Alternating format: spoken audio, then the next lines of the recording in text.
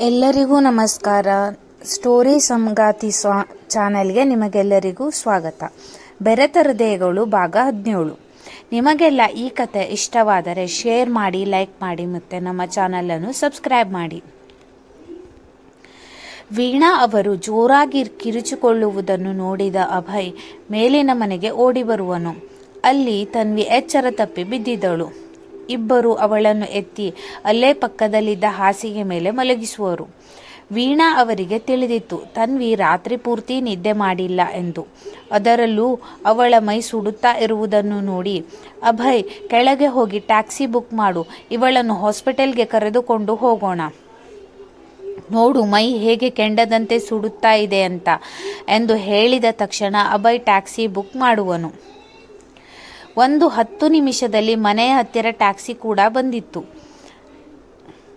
ವೀಣಾ ಅವರು ಅಭಯ್ ಬಳಿ, ನಾನು ತನ್ವಿಯನ್ನು ಹಾಸ್ಪಿಟಲ್ಗೆ ಕರೆದುಕೊಂಡು ಹೋಗ್ತೀನಿ, ನೀನು ಆಫೀಸ್ಗೆ ಹೋಗು ಎಂದು ಹೇಳಿದ ತಕ್ಷಣ, ಇಲ್ಲ ಅಮ್ಮ, ನಾನು ಕೂಡ ಹಾಸ್ಪಿಟಲ್ಗೆ ಬರ್ತೀನಿ. ತನ್ವಿ ಈ ಸ್ಥಿತಿಯಲ್ಲಿ ಇರುವಾಗ ನಾನು ಆಫೀಸ್ಗೆ ಹೋದರೂ ನನಗೆ ಅಲ್ಲಿ ಕೆಲಸ ಮಾಡೋಕೆ ಆಗಲ್ಲ.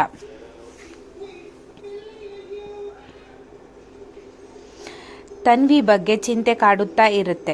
ಇವತ್ತೇನು ಆಫೀಸ್ನಲ್ಲಿ ಇಂಪಾರ್ಟೆಂಟ್ ಮೀಟಿಂಗ್ ಇಲ್ಲ, ರಜೆ ಹಾಕಿದ್ರೆ ಏನು ಪ್ರಾಬ್ಲಮ್ ಆಗಲ್ಲ ಎಂದು ಹೇಳಿ ಅಭಯ್ ಕೂಡ ವೀಣಾ ಮತ್ತು ತನ್ವಿ ಜೊತೆ ಹಾಸ್ಪಿಟಲ್ಗೆ ಹೋಗುವನು. ದಾರಿ ಮಧ್ಯದಲ್ಲಿ ಅಭಯ್ ತನ್ನ ಕಂಪನಿ ಬಾಸ್ಗೆ ಲೀವ್ ಬೇಕು ಎಂದು ಮೇಲ್ ಕೂಡ ಕಳಿಸುವನು. ಇತ್ತ ತನ್ವಿಯನ್ನು ಹಾಸ್ಪಿಟಲ್ಗೆ ಕರೆದುಕೊಂಡು ಹೋಗುವ ಅವಸರದಲ್ಲಿ ತನ್ವಿ ಮೊಬೈಲ್ ಅವಳ ರೂಮಲ್ಲಿ ಉಳಿದು ಹೋಗಿತ್ತು.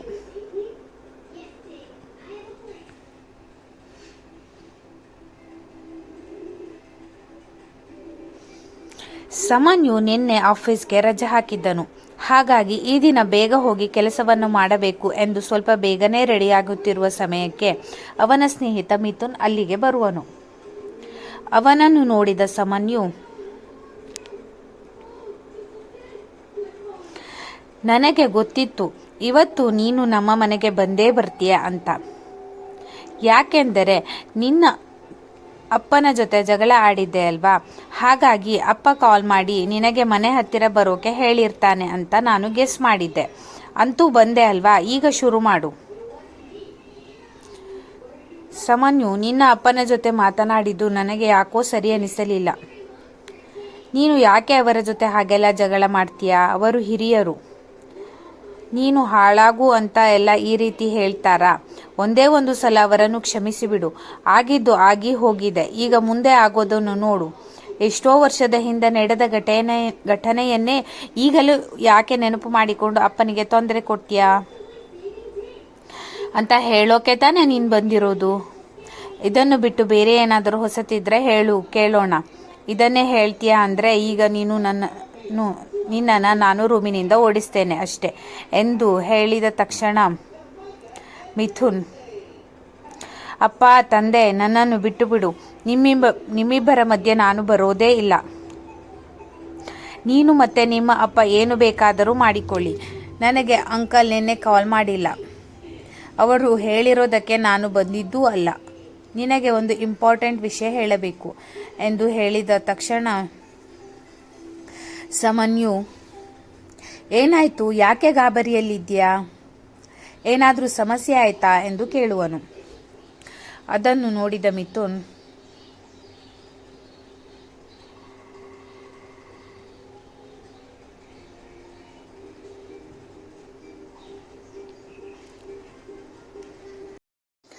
ಇದನ್ನು ನೀನು ಹೇಗೆ ತೆಗೆದುಕೊಳ್ತೀಯ ಅಂತ ಗೊತ್ತಿಲ್ಲ, ಆದರೆ ನಿನ್ನೆ ತ್ರಿಷಾ ಏನೋ ಸ್ವಲ್ಪ ಸೂಸೈಡ್ಗೆ ಅಟೆಂಪ್ಟ್ ಮಾಡಿದ್ಲು ಅನ್ನೋ ಸುದ್ದಿ ಸಿಕ್ಕಿದೆ ಎಂದು ಹೇಳಿದ ತಕ್ಷಣ ಸಮನ್ಯು ಜೋರಾಗಿ ಹೊಟ್ಟೆ ಹಿಡಿದುಕೊಂಡು ನಗಲು ಶುರು ಮಾಡುವನು.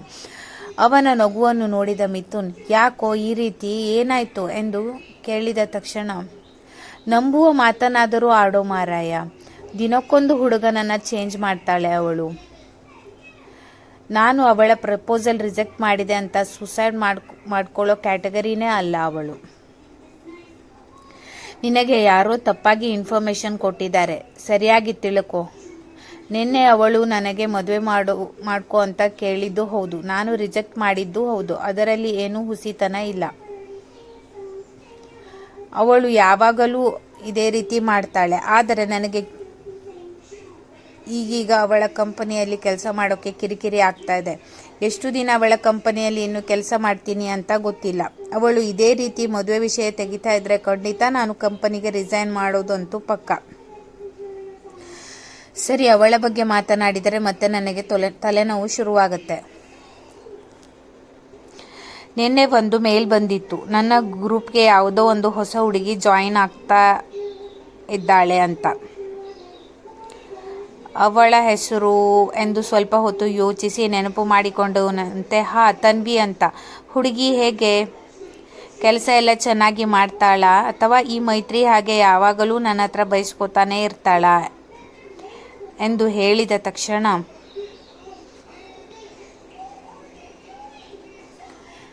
ಹುಡುಗಿ ನೋಡೋಕೆ ತುಂಬ ಚೆನ್ನಾಗಿದೆ ಕಣೋ. ಹಳ್ಳಿ ಹುಡುಗಿ ಅನಿಸುತ್ತೆ ಅವಳ ವೇಷಭೂಷಣ ನೋಡಿದರೆ.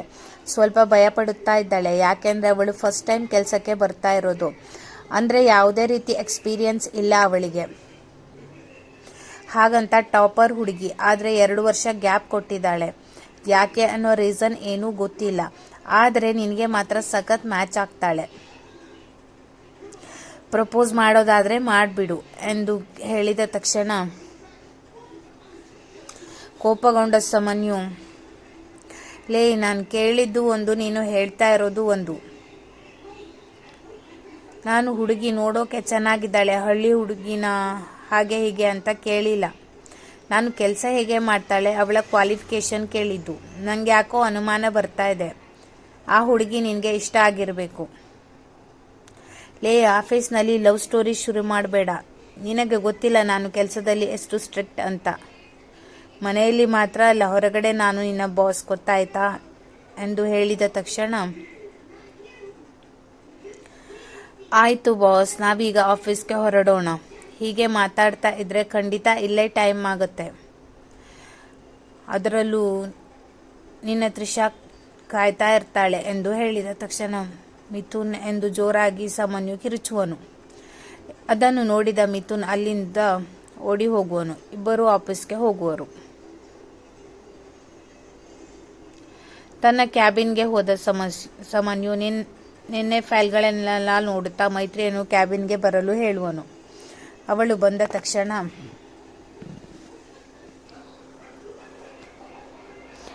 ಮೈತ್ರಿ, ನಿನ್ನೆ ಹೇಳಿದ್ದ ಎಲ್ಲ ಕೆಲಸವನ್ನು ಕಂಪ್ಲೀಟ್ ಮಾಡಿದ್ರಾ? ಹಾಗೆ ನಿನ್ನೆ ಯಾವುದೋ ಹೊಸ ಹುಡುಗಿ ನಮ್ಮ ಟೀಮ್ಗೆ ಹಾಕಿದ್ದಾರೆ ಅಂತ ಗೊತ್ತಾಯಿತು. ಅವಳನ್ನ ಒಂದು ಸಾರಿ ಕರಿ, ನಾನು ಅವಳ ಜೊತೆ ಒಂದು ಸ್ವಲ್ಪ ಮಾತಾಡಬೇಕು. ಹಾಗೆ ಅವಳಿಗೆ ಒಂದಿಷ್ಟು ಕೆಲಸದ ಬಗ್ಗೆ ಹೇಳಬೇಕು. ನೀನು ಅವಳಿಗೆ ನಿನ್ನೆ ಎಲ್ಲ ಸರಿಯಾಗಿ ಹೇಳಿಕೊಟ್ಟಿದ್ದೀಯಾ ಅಲ್ವಾ ಎಂದು ಹೇಳಿದ ತಕ್ಷಣ ಮೈತ್ರಿ ಭಯದಿಂದ,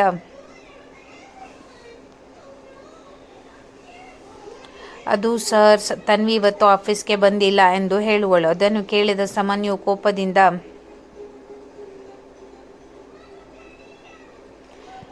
ಏನು ಹೇಳ್ತಾ ಇದೀಯಾ?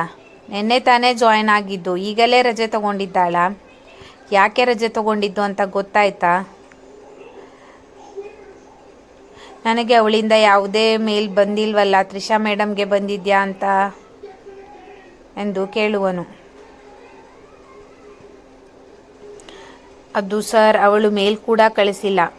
ನಾನು ಆಗಿಂದ ಕಾಲ್ ಕೂಡ ಮಾಡ್ತಾ ಇದ್ದೀನಿ, ಅದನ್ನು ಕೂಡ ರಿಸೀವ್ ಮಾಡ್ತಾ ಇಲ್ಲ ಎಂದು ಹೇಳುವಳು.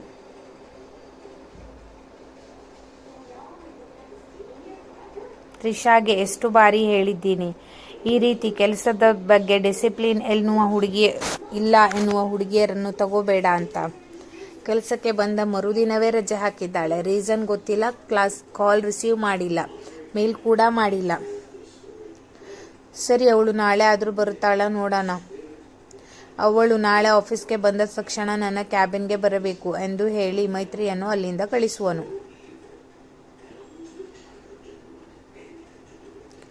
ಬರಲಿ, ಮಾಡ್ತೀನಿ ಅವಳಿಗೆ ಈ ಸಮನ್ಯು ಯಾರು ಅಂತ ತೋರಿಸ್ತೀನಿ.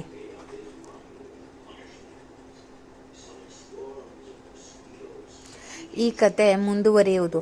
ನಿಮಗೆ ನಮ್ಮ ಕತೆ ಇಷ್ಟ ಆಗಿದ್ದರೆ ಶೇರ್ ಮಾಡಿ, ಲೈಕ್ ಮಾಡಿ ಮತ್ತು ಸಬ್ಸ್ಕ್ರೈಬ್ ಮಾಡೋದನ್ನು ಮರಿಬೇಡಿ. ಇಂತಿ ನಿಮ್ಮ ಸ್ಟೋರಿ ಸಂಗಾತಿ.